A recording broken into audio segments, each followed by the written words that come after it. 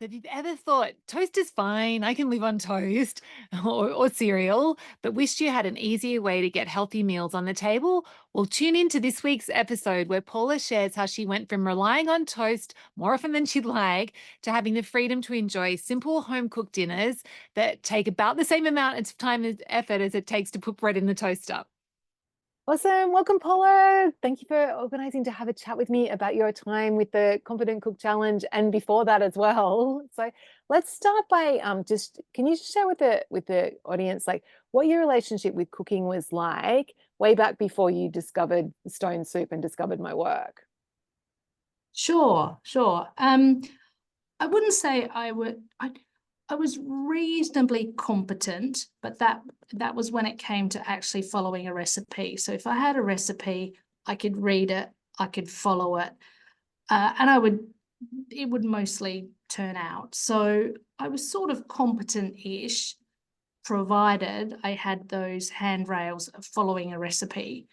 And I think when I first discovered stone soup, just by following those recipes, which I used and still do a lot, but because there was always a section at the bottom about substitution, I would sort of often read that, and that became I was learning from that. So it meant that I was sort of learning or absorbing substitution type information, and that really helped so that I can make little tweaks to a recipe if I didn't have something. But then when I did the challenge, that just took that up to a whole new level. And I also found that my confidence with cooking, it sort of ebbed and flowed. So if I'd cooked something and it had worked out really well and it tasted nice and I was really pleased with that, then I'd be really confident and I was going to cook every night and, try all sorts of things.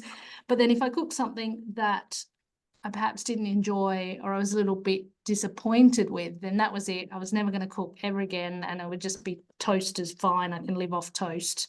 Right, So right, my confidence was it certainly came and went depending on the last thing that I'd cooked. right, right, right. And what was like way back then before you started following my recipes? What were some of the struggles that you had with cooking? So there was you were following recipe, you had to have a recipe to cook. I think part of it was, so by the time I would decide on what the recipe was, and then I would go shopping for the ingredients, and then maybe I would get to cooking it, and then I'd sort of lost enthusiasm by the time it came to eating it or cleaning up. So having to do all of those things at the same time was sort of just too many things to do. So if I had ingredients in the fridge, maybe that was I was more likely to cook something. And yeah, so I guess that was, it just sort of seemed quite an undertaking, quite a task to decide to cook something. And of course, then you'd end up with the mess and then you'd have to clean it up. So again, toast was quite often, An not all the appealing time, it option. was an appealing option, at least, a couple of nights a week. Right, I'll just have some toast and then I don't have to worry about all this like Yeah, exactly. It's simple. It'll be fine. It'll get rid of the hunger pangs. yeah, right, right. So it was just that feeling of like it was a lot of work was the when you went to It cook. was it was an effort, and sometimes that effort was quite enjoyable, but in terms of the whole process of actually having to cook, every night, the effort became tedious, or it was an ongoing effort that was required. Yeah, right. Okay. But And I didn't hate cooking. I didn't hate it. Um, so And quite often, if I go home and stay with my family, because my mum doesn't like cooking, so I will cook at home because that's something that I oh, can they can do. do for her. Yeah. Exactly. And whereas if it was something like she's quite good at doing the washing. So, so that was always, cooking was something that I would generally do at home if I was visiting my family, because that was something that I knew that she would be very grateful for, or they all would be. Yeah, right. So you're doing it for the appreciation and to take care of them. Yeah, yeah. Yeah. Yeah, great. Great. And then before you decided to join in the challenge, the 21-day challenge, like, did you have any concerns about working with me? I didn't. So, In general, no, I didn't really have any concerns because I was quite familiar with your style and your approach, your 6-ingredient recipes. And like I said before, I've actually used them a lot. I guess I wasn't concerned, but I wasn't quite sure how you would be able to teach me. I wasn't convinced that I could learn to cook without having a recipe, even in a loose sense of having some guidelines or a handrail, because that I needed that sort of confidence as guideposts. So I wasn't convinced that you could teach me to cook without recipes. I felt that I always would be one of those cooks that needed to follow a recipe. right. So you didn't believe that that would be possible, but you were willing to like do it anyway because you thought you might get something out of it. Sure. Yeah. And it wasn't going to, it certainly wasn't going to do any harm, but I guess it was more a case of, yeah, Jules says that I can learn to cook without recipes. Yeah, sure. I'm not really one of those cooks. It might work for some people, but it's not going to work for me. Yeah, right, Yeah. right. Isn't that fascinating? Yeah, Yeah. I don't really have what it takes. I'm not one of those people. yeah, right, right. Yeah. Okay, so what was your favorite part about doing the challenge, Paula? Um, I think just basically cooking food that tasted great. It's just, Yay! it was, I just love the whole approach. It's simple, it's minimal fuss, it's maximum flavors, it tastes great.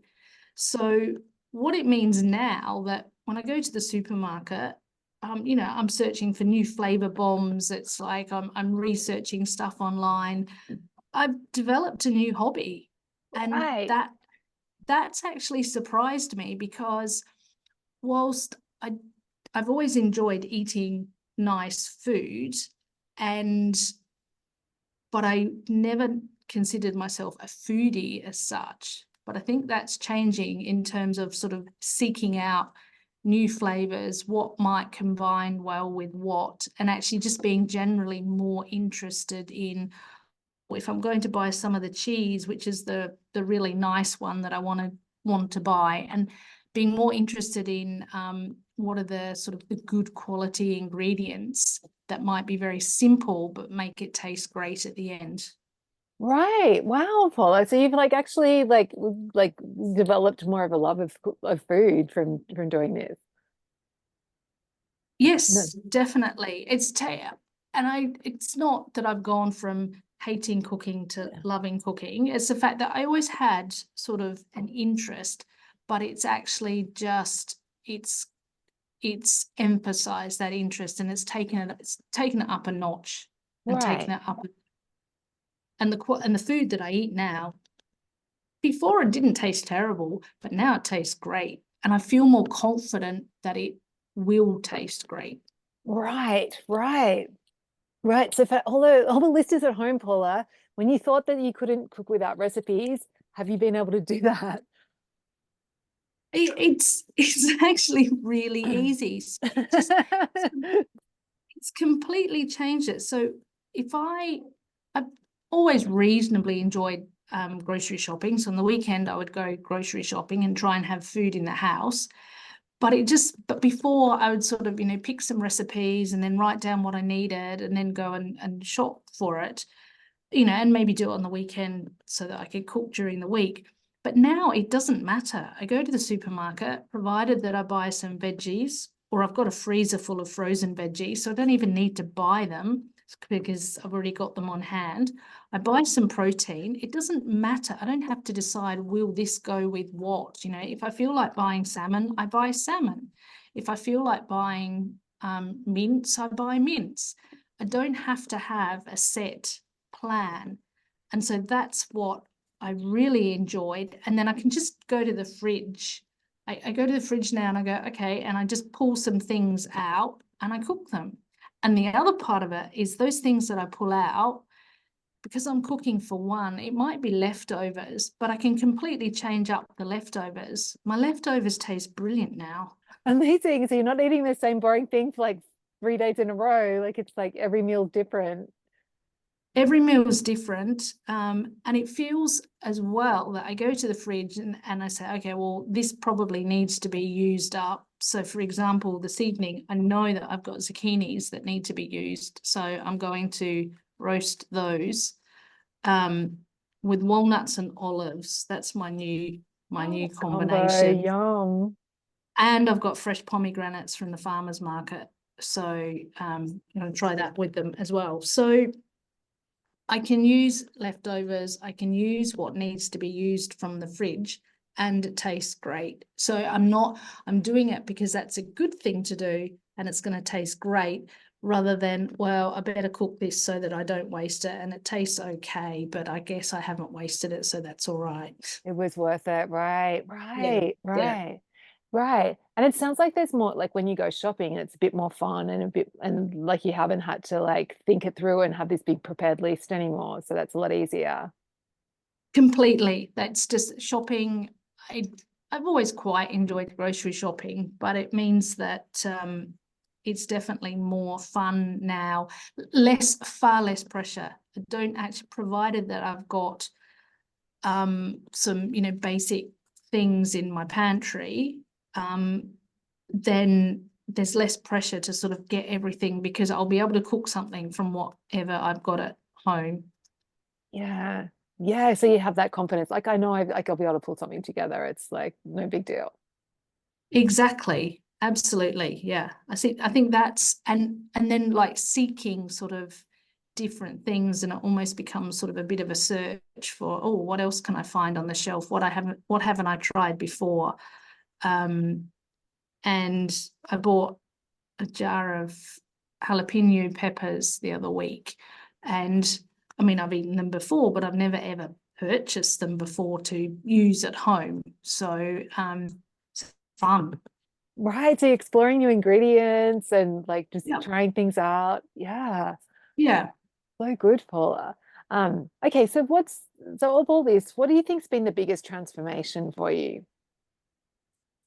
I think the ability to be able to cook without necessarily having a recipe. So and that's just surprised me, because that was the thing that it was like, oh well, yeah, not me. And in 21 and my days, brother, Paula. well, yes, exactly. And my brother and sister-in-law stayed with me recently, and I knew I had some frozen vegetables in the freezer, and I had some sausages in the fridge. So I made a tray bake and I served it. I can't remember what else I served it with, but they thought it was fabulous. And they're going, oh, and it's just, I just threw it together. It's just, I've just pulled it out of the oven, and, and I sat and chatted with them while it was cooking. I think that quiet confidence that, I didn't even have to think about what I was going to cook when they were staying with me, because I just knew that I would have things that worked. That something will work. Okay. Yeah. Yeah, yeah. And it Wow. would taste good. So do you feel like now like your confidence is consistent? It's like it's not ebbing and flowing with like the last thing that you made. Yes, although I would say I actually it's going to happen, because it will, but I actually haven't had a disaster yet. So I haven't really had to test my confidence at the moment. And there have been things that I've sort of thought, okay, well, I probably wouldn't use that combination again, but it's all been fine. But in general, it's great. Some things have been not quite as good as that, but I actually haven't had a true disaster yet. So my confidence hasn't taken battering yet. So I haven't really tested that yet. We haven't strength tested the confidence. That's right. Yeah. Right, Yeah. right. But just the fact that you can have guests over, like staying with you and just be cool and calm and just pulling something together, like that's amazing, Paula. That is amazing. Yeah, it really, because that is completely, in the past, in my childhood, there were always certain family friends that you would go to their house and they would just sort of seem to pull together a meal with whatever they had in the fridge without any effort, and it would taste great. That's what I'm doing now. That's you now. And Wow. yeah, and I think the other thing that I like about it as well is because I can buy things, I can have great flavors in the cupboard that keep, for a long time. They're not going to, if I don't use them that week or then during the month, it doesn't matter because they're just there. So I've got all these sort of backup plans if need be. So if somebody was to drop in, I could pull something out the freezer and I could pull together a meal. I wouldn't have to find a recipe, go and shop for it, and then sit down to something that tasted great. I can just pull it out. Yeah, amazing, Paula. It's so fun. Is there anything that surprised you about this, apart from the fact that you didn't think that you could do it and now you do? Now you're doing it. I think the simplicity of it, the fact that I think, or maybe I sort of felt this before, is that simple, when I say simple, just a limited number of flavors or a limited number of ingredients, it just tastes great. Like there's something great about the simplicity of it, I think. It's the fact that, I don't know, well, because I've got a work colleague that's supplying me with fresh lemons all the time, everything now has lemon juice in it. Or even, I did read the other day online that actually zest the lemons first, and then you can actually freeze the zest. So it's like, oh, okay, well, I'll try that. So I have a freezer full of, lemon juice, lemon zest, all sorts, frozen vegetables. Yeah, amazing. Yeah, so it's like that still surprises me that just when you do make really simple meals, how good they can taste with, and it's actually like there's something magic about like the simplicity actually helps it taste more of itself in some ways, rather than if you've got lots of different layers of things. And I think for me, the simplicity of something is part of the enjoyment, is the fact simplifying things. Like I always, in my work, I'm often dealing with quite complex problems, but if I can distill that down into 3 key points, then I get a real buzz about being able to simplify things. That to me means that I understand a problem really, really well. So I guess if I can be a cook who uses a couple of ingredients and it tastes fabulous, that means I really know what I'm doing. Right, right, right. Yeah, right, right.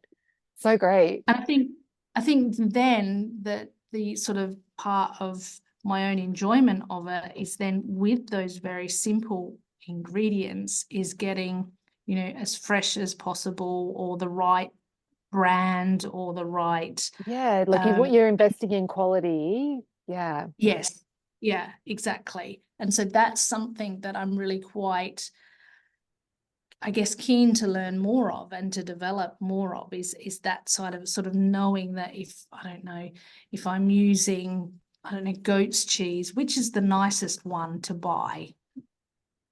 Yeah, cool. Cool. And Yeah. you're looking for that and experimenting and trying things. Yeah. Yeah, Yeah, exactly. amazing. Okay, so who would you recommend the 21-day challenge to, Confident Cook Challenge to, Paula?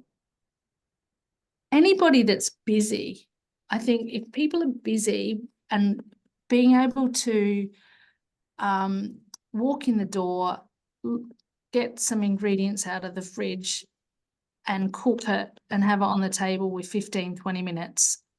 That's why I think that anybody that's busy and has that desire just to get something tasty on the table quickly, then I think it's great for that. It's also, again, if people are busy and, deciding on what you're going to cook for the week and then developing a shopping list and then going and doing the shopping. Whereas if you're busy and you've got 10 minutes, you can go in and you can buy some proteins and vegetables. You've got some flavor bombs in your cupboard. You're done for the week. Throw a couple of dips in the trolley and you're done. nuts. Nuts are always good. Sprinkle nuts on top and it'll taste great. Yeah, right. So it's really like that for people that are looking for like still being able to produce good quality meals, but with minimum time and effort, and particularly on the shopping Yes. front and the up not Yes. having And to plan ahead. I also think anybody that, sorry, actually, I'm thinking of my sister who sort of lacks confidence with their cooking skills as well, because I think that, I think it's great for that because it's easy to get some really quick wins to start building confidence that, oh, this does taste great. Oh, I can make this. Oh, I did do this. So then it's sort of it's a cascading thing where you start building on that confidence and then maybe trying a new ingredient that perhaps You haven't tried before. you didn't have the confidence before. So I think it's also great for busy people or for people that actually say, I can't cook, I don't know how to cook, and don't have the confidence that they can learn that skill. Yeah, right. So don't even believe that they can do it. Like it's good for Yeah, people that are in that stage of confidence where they're like not even sure that that could be possible for them. absolutely. Because I think there's some very, I think with the first 30-minute Zoom call, it's just, put some grated carrot in a bowl, put some, I don't know, cooked chicken on top and drizzle a dressing on and a flavor bomb, and it tastes fabulous. So that's 10 minutes, not even that, 5 minutes, and there's a fabulous meal. But it's that cascading confidence that it starts to sort of build. It's exponential, I think, and it builds on. So then it leads to the next thing. Yeah, but because we start so small and so simple, then it Yeah. feels doable, yeah, for people. So even if you haven't been cooking from recipes, that it's still approachable so that we can get those wins in and that builds on itself. Yeah. Yeah, I mean, most people should be able to buy grated carrot or some spinach leaves in a bag from the supermarket. That it starts that simple in a way, but even though it's starting simple, it's not compromising on flavor. I think simple doesn't compromise on flavor. And it almost enhances it. That's what I love. Yeah, cool. Cool. Yeah. And do you think just having that framework was helpful for you because so you had wasn't like you were going from cooking with recipes to me throwing you in the deep end and saying, hey Paula, just go and cook something. Like, do you think having that stepping stone approach helped you get that?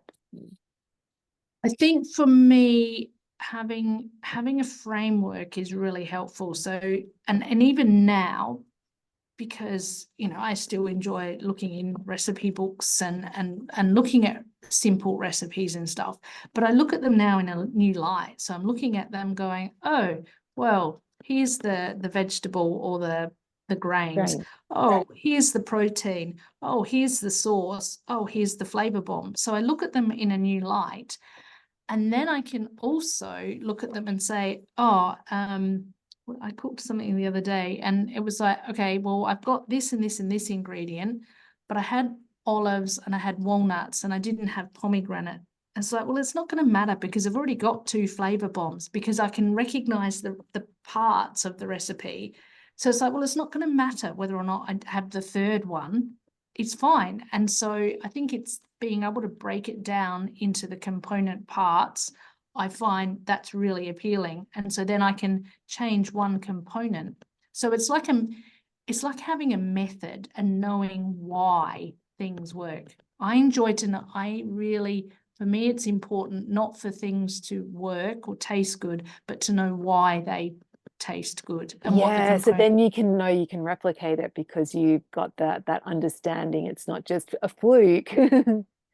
Exactly. So it's like, well, if I've got a recipe that I want to cook from, and it's like, oh my goodness, I don't actually have any of that particular I don't know, let's say it was cooking something with steak, and it's like, well, actually, but I've got some chicken in the fridge, that will be fine. It's still a protein, I'll just substitute it.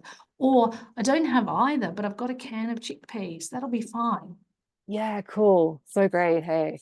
to have that. So So do you it's feel like there's a lot more freedom now in your cooking because you can, if you want to look at a recipe, you can use that for inspiration. But if you don't have time, you can just use the fridge as inspiration. Like you have like lots of options it's available now.